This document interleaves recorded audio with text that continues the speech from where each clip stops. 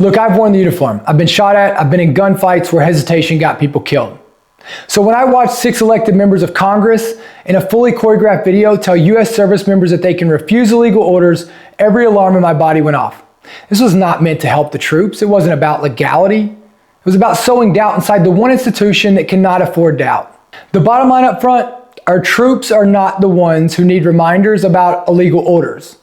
That starts literally day one in the military. It's reinforced at every promotion, and it's reminded and practiced daily. You can rest assured when I say every soldier, Marine, sailor, airman, and guardian know what right is. So when politicians suddenly put out a coordinated message about it, it's not to inform the troops. It's to influence them. And to influence, you must start with doubt.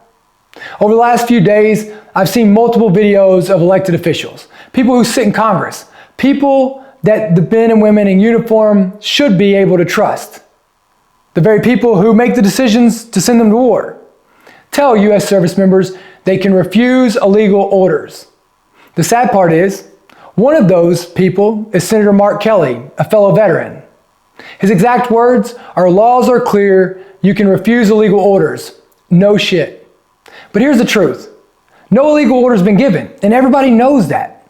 So my question, why say it now? Why all 6 of them? Why all at once, and why in a coordinated rollout? I'll tell you why. Because they're trying to plant a seed. Maybe something coming might be illegal. Maybe you should question your commander-in-chief. Maybe the military shouldn't trust its own chain of command. And once you crack trust with the very people whose lives literally live off trust, you will crack the military. By design, their message was legal, but their intentions were not lawful. Their intent was to undermine trust. It was to blur legal boundaries. It was to destabilize the chain of command. It was to weaponize doubt for political gain. And here's why I believe that. These are the very same politicians who have spent months manufacturing the setup of this, just like a race car driver sets up and positions for a pass. How? By calling perfectly legal actions illegal. Venezuela strikes, Iran response, the National Guard activation, and all of those have been upheld by courts, all determined to be legal. So now they float this message. You can refuse illegal orders. They didn't have to tell troops to defy anything outright. They just had to make them question what's legal. That's calculated, and that is intentional. Look, I've been there. I've been in combat. I've had to make decisions that meant someone lived or died, and it's complex and it's hard. And I promise you this, at some point in the future, we're going to have to ask these men and women to go fight for us again, to be willing to give their life, their tomorrows, for our todays. And if we put even the smallest seed of doubt in their minds that what they're doing might be judged differently depending on who wins the next election, if they have to wonder whether the same order will be called illegal when the political power shifts, you will destroy the very spirit that makes Americans willing to fight. They cannot go into combat wondering whether politics, not law, will determine their fate when they come home. It'll be catastrophic. What Senator Kelly and the others did was the political equivalent of shouting fire in a crowded theater when there is no fire. Maybe it's technically legal, but it's absolutely reckless, irresponsible, destabilizing, and it puts good men and women in the uniform in harm's way. I personally fully support these members that participate in this video to be held accountable. The exact same way that I would expect to be held accountable if I followed an unlawful order. That's the standard. That's what they're calling for.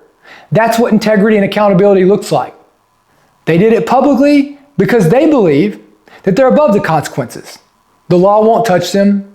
Their voters will forget before they can hold them accountable, and that they can use the military for political points. That belief alone makes them very dangerous. And Senator Kelly, let's talk directly. If one service member listens to your advice, what are you prepared to do? Will you show up at their court-martial? Will you fight for their rank? Will you protect their retirement? Will you explain to their family why their life fell apart? No, you won't. And we both know it. You're not here trying to help them. You're just using them. And Senator Kelly, let's be honest. This isn't the first time you've tried to manipulate the appearance or the integrity of people in uniform. I sat in a room earlier this year and watched you try to smear and mischaracterize Director Tulsi Gabbard, someone who has served this country honorably, at her hearing when you attempted to paint her as anything other than a patriot that she is.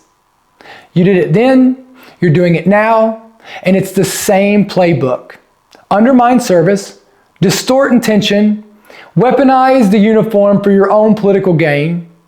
And what confirmed for me that this moment was intentional was your reaction.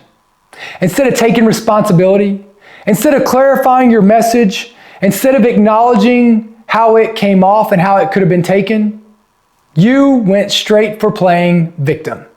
That's always the tell-all. Leaders with integrity reflect, they adjust, they own it because their goal is in the best interest of people, not themselves. But leaders with self-serving agendas, they get defensive, they deflect, they cry foul, they claim persecution, and that's exactly what you're doing.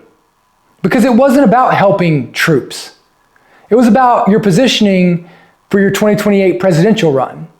It was about appealing to your far left base that you're struggling with. It was about headlines, not honor. And you crossed the line when you touched the uniform, the nation's cloth.